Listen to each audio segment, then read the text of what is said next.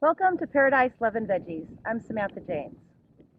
Normally each week I really try to have different content, and this week honestly my computer's been in the shop and it's been kind of a busy, stressful week. So I thought, what a great week to reflect on how far the garden has actually come. I do a lot of complaining about how much weeding there is to do, but honestly, since 2014, when I first started working on this garden space, I've overcome a lot of obstacles.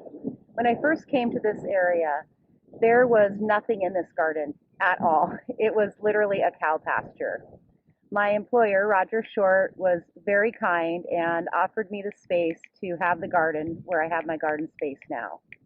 At first, he was a little skeptical about all my big ideas and dreams and said he wasn't going to help me at all, but he ended up breaking down and helping me quite a bit get in the infrastructure to start the garden originally.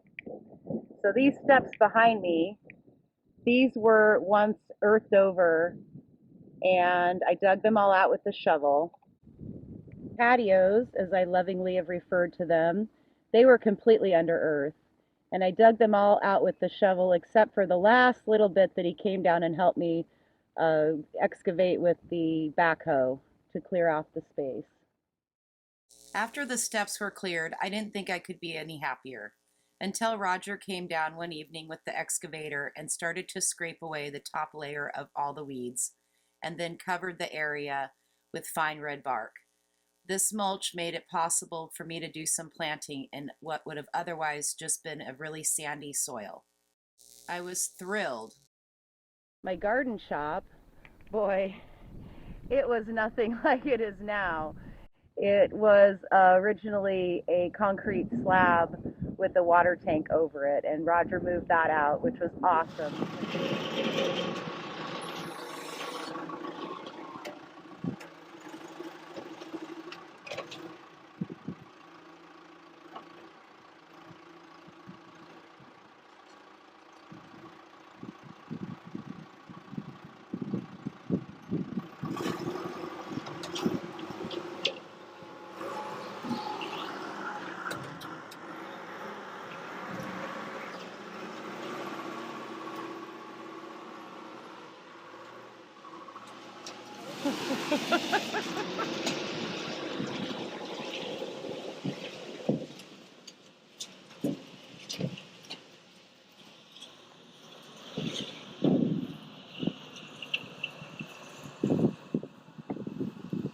Saw that it had a concrete pad under it, and I thought that would be a great place for a greenhouse. At the time, we had an employee, Steve, who got stuck with the task of helping me build my greenhouse.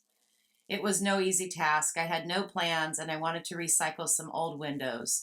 I really felt sorry for the guy, but he was such a great sport and it turned out wonderful.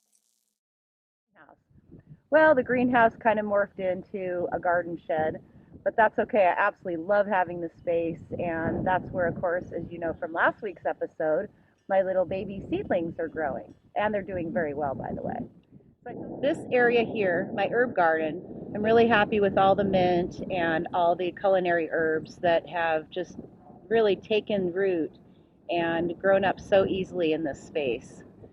This sage here, for instance, started as a 4-inch plant in a little pot, and it is huge. Um, Gosh, it's probably 4 feet by 4 feet wide. Even this little old wheelbarrow that was once off the side of the road up in the farm, and I begged Roger to bring it down so I could use it. And over the years, I put a planter around it, and I just love how it's come out. It really warms up the space, and I love anything that can kind of be just kind of a permanent fixture to always look nice in the garden. Gardening is about experimenting and staking up tall plants. I learned a lot my first year here in the garden, and I'm so blessed that I had the opportunity to explore my creativity, making signs, growing vegetables, pretty much deciding what I wanted to do and where I wanted to do it. I couldn't ask for more. One of my biggest lessons was when all of my corn rows fell down in a big windstorm. That was really a bummer. There was probably about 400 of them, and they were ruined overnight. I learned how much I love to teach and show people what you can do with creativity and recycled trash items to make them creative and have fun in your garden. I explored growing lots of different vegetables and herbs and had a great time eating along the way and sharing the good eats with my friends and family. I like to switch things around, and I'm super blessed to be able to do so.